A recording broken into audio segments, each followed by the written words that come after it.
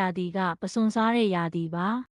ဈေးကြီးပြီးအစီများတဲ့ဒီပစွန်ကိုချင်းဟွန်တုံမှာကျွန်တော်တို့ခေါ်ပါတယ်အရှင်းမြောက်အာရှတွင်ငင်းကိုပစွန်လိုင်းဟုခေါ်သည်ဘာလဲဆိုတာကျွန်တော်မသိပေမဲ့လူအများစုကပစွန်ဝယ်ပြီးအရသာရှိအောင်လှုပ်ရှားကြတယ်သူတို့လုံးနိုင်ပါမလားကျွန်တော်မလုပ်ရင်လက်နဲ့ပါဆက်အလွယ်တကူစုပ်ပြဲသွားနိုင်ပါတယ်ဒီဗီဒီယိုကိုကြည့်ပြီးပစွန်စားမယ်ဆိုရင်ပစွန်ကိုဖယ်ထုတ်လိုက်ရုံပါပဲလက်တွေကမစုပ်ပြတ်ဘူးပထမဦးစွာအိုးထဲတွင်ရေမထည့်ပါနဲ့စက်သွန်မင်းနဲ့ဂျင်းထည့်ပါငင်းကိုအိုးဤအောက်ခြေသို့လောင်းထည့်ပါပစွန်ကိုချက်ချင်းထည့်ပါအရသာမှုန့်မထည့်ထားပါဘူးပင်လယ်စာအတွက်ကတော့ပစွန်မဲစားပါတယ်အဖုံးအုပ်ပြီး9မိနစ်ခန့်ထားပါပစွန်မှာရေရှိလို့ပါပဲဒါကြောင့်စိတ်မပူပါနဲ့ကျွန်တော်တို့နေ့တိုင်းအစားအသောက်မျှဝေစားကြတယ်စဉ်းစားကြည့်တော့ကျွန်တော်ခေါင်းကပိုကြီးလာတယ်လို့ခံစားရတယ်တင့်ဖုံးမှာဘက်ထရီရှိရင်အခမဲ့ဟောင်းရှင်နဲ့ကျွန်တော်ကိုပံ့ပိုးပေးပါကြည့်ပါဦးငါဒီလိုပြောခဲ့တယ်တခုပဲပေးပါအဲ့ဒီလိုမပြောပါနဲ့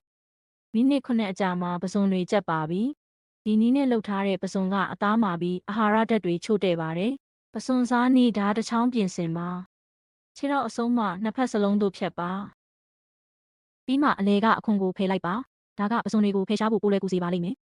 ကျွန်တော်ရဲ့ဗီဒီယိုကိုမကြည့်ခင်မှာလူအတော်များများကတွေးခဲ့ကြလိမ့်မယ်မင်းဘယ်လိုလုပ်ရမှန်းမသိတော့ဘူးမင်းတန်ရှင်းစွာမစားခဲ့ဘူးဆိုတာငါသိကြတယ်ပစွန်တွင်အသားကျွယ်ဝသောအသားရှိသည်ဒီနီးလန်းကိုလည်းမြ мян ဆန်းကြည့်ပါမိသားစုနဲ့အတူပစွန်တွေကိုဖယ်ရှားလိုက်ပါတတိယမြောက်